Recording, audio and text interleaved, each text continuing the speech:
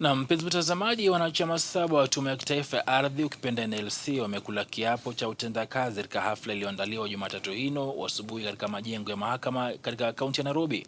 Kwenye hafla hiyo iliyoongozwa na Jaji Mkuu Martha Koome ambaye pia ni rais wa mahakama ya juu.